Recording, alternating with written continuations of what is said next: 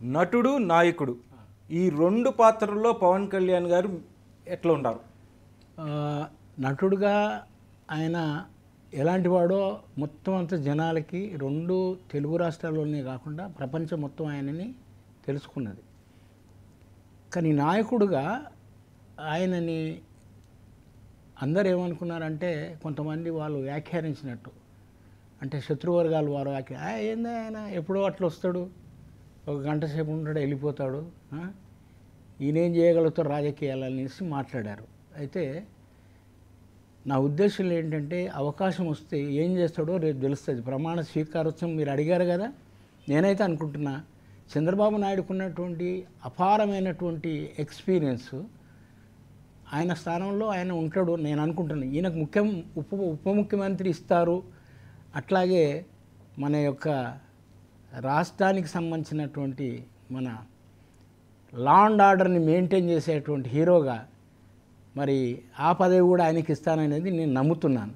ఎందుకంటే నేను ఆ మహానుభావుడి కోసం ఒక 2 days అక్కడ ఉండి ఒకరోజు మన పిఠాపురంలో, మరొక రోజు ఇంకో చోట నేను ఈ ఎన్నికల్లో మీరు ప్రచారం చేశారా?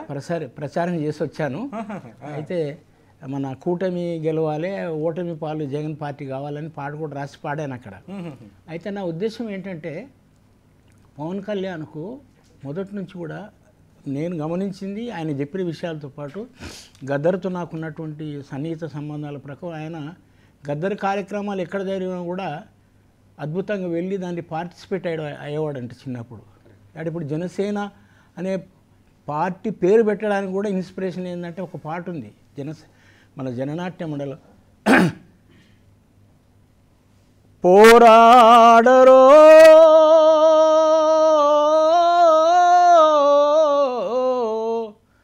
ఓరి దళితన్నా అని చెప్పేసి ఆ దాంట్లో అరే పోరాడరో ఓరి దళితన్న మాయన్న దళితన్న ఈ మాట వినుమురన్న పోరాడితే మనకన్న మన రాజ్యం వచ్చురన్న పోరాటాన్ని మాత్రమే నమ్ముకున్నాడు. ఓటమికి సంబంధించినట్టు భయం లేదు ఆయనకి. ప్రజల మీద, జన సైనికుల మీద, వీరమాతల మీద, ఒక దుర్మార్గమైన పాలన చూసిన ప్రజల మీద అపారమైన నమ్మకం ఉంది. కాబట్టి ఆ నమ్మకానికి తగ్గట్టుగా ఆయన మన ఈ 5 సంవత్సరాల పాటు వెయిట్ చేసి, అడితే కొడితే కొట్టాలి రా 6 కొట్టాలి అలా అన్న పాట ఉంది. అట్లా ఒక్క కొట్టుడు కొట్టాడంటానంటే అది 6 దాటి ఎక్కడికో వెళ్ళిపోయింది, స్టేడియం దాటి. కాబట్టి ఆయనకి నేనేమంటానంటే చంద్రబాబు నాయుడు గారికి రిక్వెస్ట్ చేస్తున్నాను నేను, ఈ అద్భుతమైనటువంటి మీరు కట్టినటువంటి జత ఏదైతుందో ఇది శాశ్వతంగా కొన్నేళ్ల పాటు మీరు ఉండాలంటానంటే పవన్ కళ్యాణ్ గారు మీరు కష్టాలలో ఉన్నప్పుడు కానీ, జైలుకి వెళ్ళినప్పుడు కానీ అండగా నిలబడ్డటువంటి గొప్ప సాహసవంతుడు పవన్ కళ్యాణ్ గారు. అలాంటి వ్యక్తిని ఎప్పుడు నీకు కుడి భుజంలాగా పెట్టుకోవాలని కోరుకున్నా. అందుకు ఆయనకు ఉప ముఖ్యమంత్రి ఇవ్వాలి, అట్లే హోమ్ మినిస్టర్ పదవి ఇవ్వాలి. అద్భుతమైనటువంటి ఆయనని వాడుకుంటే ఈ యొక్క Telugu Desam plus Janasena plus BJP రేపు అద్భుతాలు వాళ్ళ కూటమి అద్భుతాలు సాధిస్తుందని మీరు.